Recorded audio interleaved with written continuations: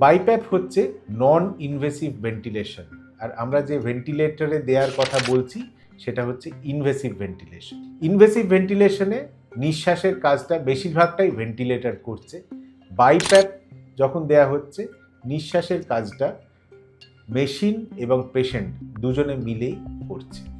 সেই জন্যে এই একটা ছোট মেশিন অনেক পেশেন্টের প্রাণ বাঁচিয়েছে, শ্বাসকষ্ট থেকে মুক্তি দিয়েছে।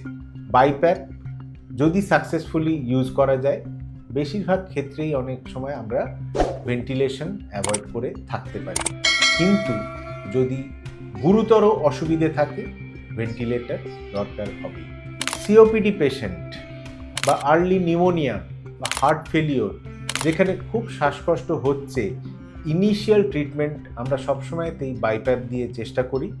এবং যদি দেখি যে বাইপ্যাপ দেওয়ার পরেও শ্বাসকষ্ট থাকছে বা অক্সিজেনের মাত্রা বাড়ছে না বা পেশেন্ট ঝিমিয়ে পড়ছে, সেক্ষেত্রে আমরা তখন ভেন্টিলেশনে কনভার্ট করে থাকি।